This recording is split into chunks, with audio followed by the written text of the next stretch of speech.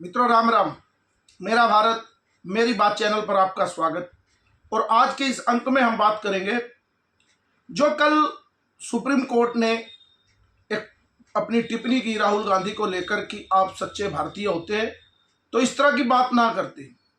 तो उस टिप्पणी के बाद आज कांग्रेस के तमाम नेता और खास तौर पर प्रियंका वाड्रा है, प्रियंका गांधी कहते हैं उसको, तो उन्होंने अपना वक्तव्य दिया मीडिया के सामने कि सुप्रीम कोर्ट कौन होता है हमें सलाह देने वाला।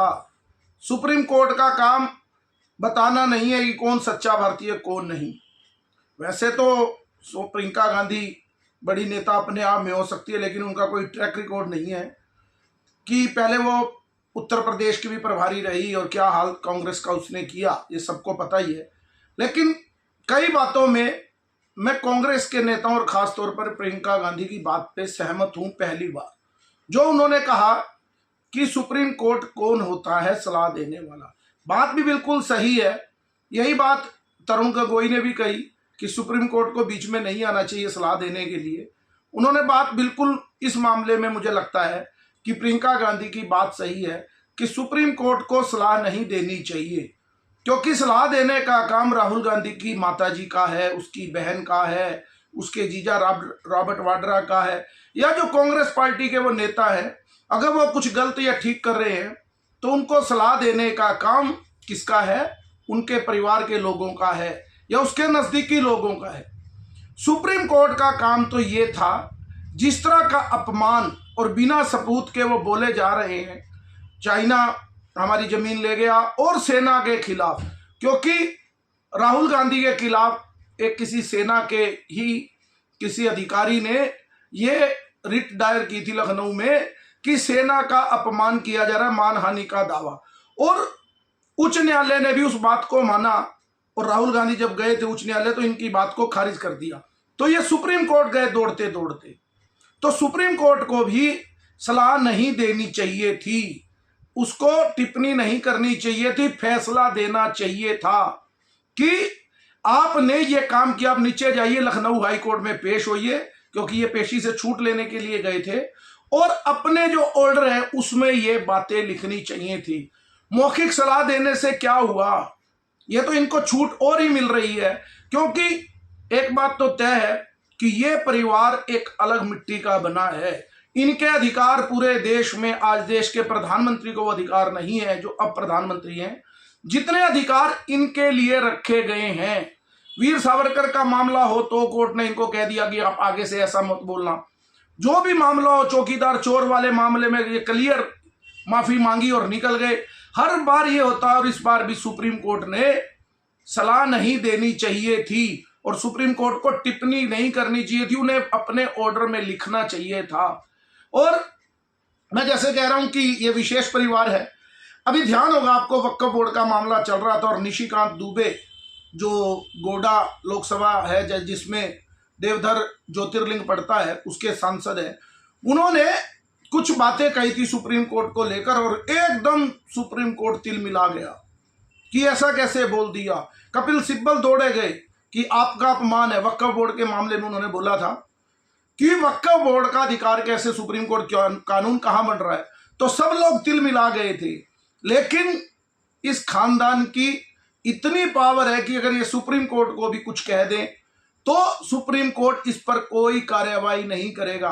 अभी आपको ध्यान होगा, जैसे कल भी मैंने वीडियो में बताया था कि राहुल गांधी हमेशा झूठ ही बोलते हैं, झूठ के अलावा उनका कोई काम नहीं। लेकिन 2 दिन पहले उन्होंने एक बात तो सत्य कही थी कि मैं इतना कुछ कर लेता हूं, लेकिन कोर्ट से पी चिदम्बरम और अभिषेक मनु सिंघवी और कपिल सिब्बल, वो उस समय वहां नहीं थे, बोले इस समय यहां नहीं बैठे कपिल सिब्बल, तो ये लोग मुझे कोर्ट से बचा कर ले आते हैं। यानी इतना इनको पता है कि इस जुडिशरी सिस्टम में किसको कैसे सेट रखना है और ये महान बनते हैं। अभी प्रियंका गांधी ने दूसरी बात कही थी कि हम लोग तो, मेरा भाई है वो सेना का बड़ा सम्मान करता है, हम सेना के बारे में कभी बोल ही नहीं सकते। तो बार बार वो ये पूछ रहे कितने विमान गिरे, कितने विमान गिरे। विमान को ना तो नरेंद्र मोदी उड़ा रहे थे और ना अमित शाह उड़ा रहे थे और ना राजनाथ सिंह उड़ा रहे थे, ना डोभाल साहब उड़ा रहे थे। विमान को भारतीय सेना के पायलट ही उड़ा रहे थे और उड़ाते ही हैं। सरकार केवल फैसला करती है, पीछे उनके खड़े होकर कि आपको ये कार्रवाई करनी है। तो जब भारतीय सेना इतनी मजबूती से लड़ती है तो वो सेना का जो विमान गिरे तो इसका मतलब हमारे पायलट कमजोर है या हमारी सेना कमजोर है। और राहुल गांधी ने यह कहा था कि हमारी सेना अरुणाचल प्रदेश में पिट रही है, मार खा रही है। तो बताओ, सेना जो बॉर्डर पर युद्ध या वहां पर झड़प हुई उसमें सेना लड़ रही थी या हम जैसे लोग लड़ रहे थे? तो वो सेना का अपमान हुआ या नहीं हुआ? जब सेना का इतना बड़ा अपमान आप कर रहे हो, उसके बाद भी आप ये कह रहे हो कि हम सेना का अपमान नहीं करते, तो ये भी कहने की बात है। पूरी सर्जिकल स्ट्राइक हो या कोई भी मामला हो, हर समय सबूत मांगते हो। सेना के बड़े बड़े अफसर आकर सबूत पेश करते हैं, लेकिन आपको सेना के किसी भी अधिकारी के सबूतों पर भी विश्वास नहीं है। अभी आप कहते हो कि हम सेना को गलत नहीं कह रहे, हम सेना का अपमान नहीं करते। लेकिन कुल मिलाकर जो बात मैं कहना चाह रहा हूं कि प्रियंका गांधी ने सुप्रीम कोर्ट के ऊपर बल्कि तल्ख टिप्पणी करके सुप्रीम कोर्ट को ही आईना दिखाया है।